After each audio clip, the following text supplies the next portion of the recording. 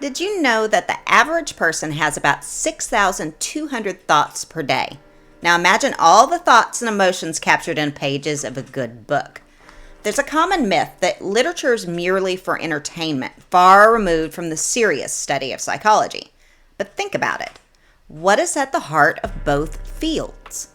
Understanding people, their motives, and their actions. And literature allows us to experience the lives of characters across different contexts and cultures, providing a rich soil for psychological exploration. For instance, through characters' interactions, we can observe communication theories in action or understand the psychological impact of certain events on the human psyche. Take Shakespeare's Hamlet, for example. Here's a young prince struggling with profound grief and betrayal. His soliloquies, while dramatic, dive into the psyche of a man on the brink. And Freud himself analyzed Hamlet's Oedipal complex, showing us how literature can illuminate complex psychological theories, and vice versa, since the Oedipal complex was inspired by Oedipus Rex. That aside, as Hamlet ponders to be or not to be, he's not just questioning life or death, but his own mental state, ethics, and reality, core topics in psychology today. But let's get more into the psychology of reading. There are several research studies and psychological theories that can enrich our understanding of this topic. Popularized by David Premack and Guy Woodruff back in 1978, theory of mind is our innate skill to guess what's going on in someone else's head, whether they're joyful, plotting a surprise, or maybe masking disappointment. And reading sharpens this skill. When you pick up a book and lose yourself in its pages, you're not just following a plot, you're interpreting and predicting the desires, beliefs, and motivations of a whole cast of characters, from the heroic to the villainous. And research in this area is quite compelling. It shows that as we engage with these characters, our brains are busy working, using and even enhancing our theory of mind. Each time a character reveals a secret or makes a choice, we don't just passively observe. We actively decode their mental states. Think about Jane Austen's Pride and Prejudice. Elizabeth Bennet's judgments and misjudgments of other characters, like Mr. Darcy, invite us to analyze their true intentions and beliefs alongside her. It's a mental workout that sharpens this cognitive skill, which we can then apply to our own lives.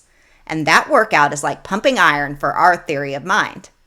Now, I have a whole other video addressing this, but let's talk about how stepping into a character's shoes through reading can step up our own empathy game. It's not just about feeling what they feel, it's about understanding why they feel it.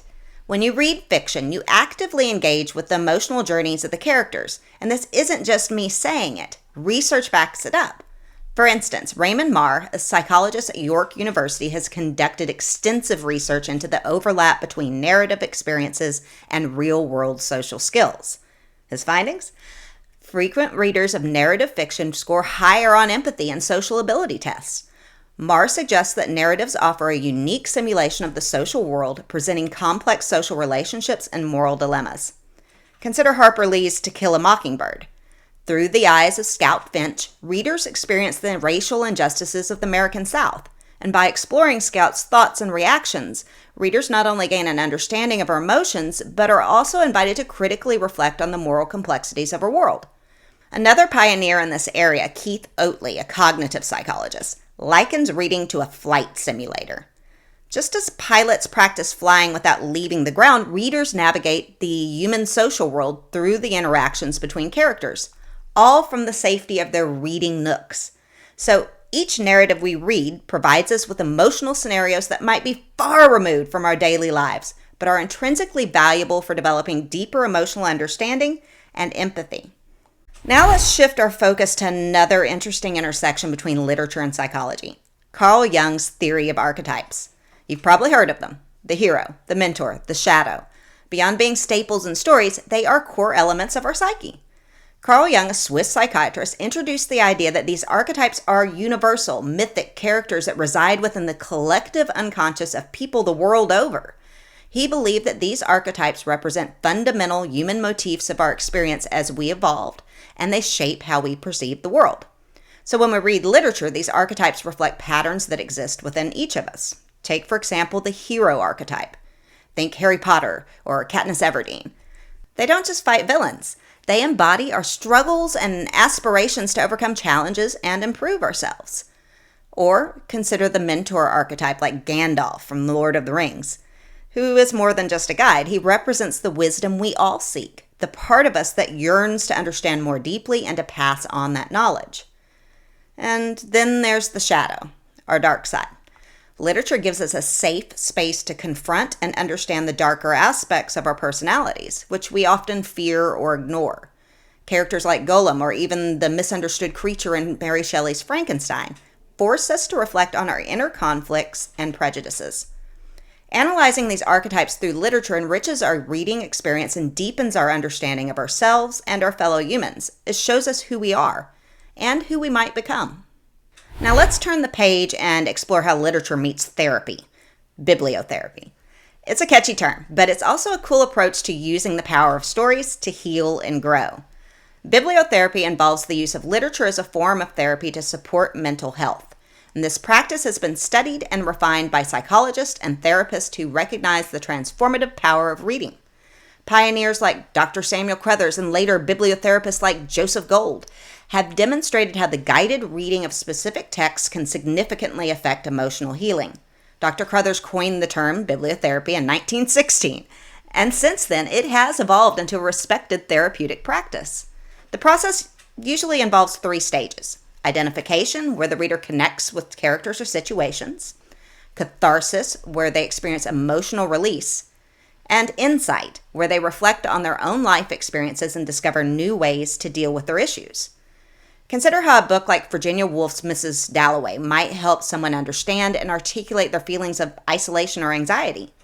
Through Clarissa Dalloway's preparations and reflections, readers might find the language to describe their inner worlds and realize they're not alone in their feelings. So bibliotherapy isn't just for individual reflection, it's also about community and sharing.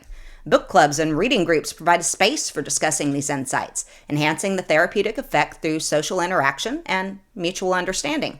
So, if you ever feel overwhelmed, consider reaching for a book. You might just find the key to unlock the path to healing.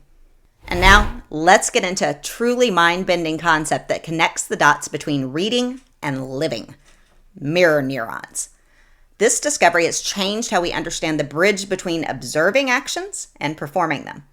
Mirror neurons are a type of brain cell that reacts both when we act and when we see someone else performing the same action. Discovered by a group of Italian researchers led by Giacomo Rizzolatti in the 1990s, these neurons have been a game changer in neuroscience. But here's where it gets really interesting for us book lovers. Research suggests that these neurons don't just respond to what we see, they also respond to what we read. When you read about a character running through a field, part of your brain lights up just as if you were running yourself. You just don't burn the calories. But this neural mirroring allows us to not just imagine, but virtually experience the character's emotions and actions. It's like a built-in virtual reality powered by nothing but words and our neurons. This means that when Hester Prynne feels guilty, or when Sherlock Holmes feels intrigued, you're not just understanding their emotions intellectually, you're experiencing them viscerally. And this deepens the emotional connection with the characters, enhancing both empathy and understanding. So, the next time you're deeply moved by a book, remember your brain's mirror neurons are making you part of the story, letting you live through the highs and lows of your favorite characters. So, reading literature isn't just about following a story. It's about understanding the human condition, the whys and hows of behavior, which is the essence of psychology. So, go pick up a book! But not before you subscribe, like, and share. Your support helps this channel grow, and you might like this one next before you start reading.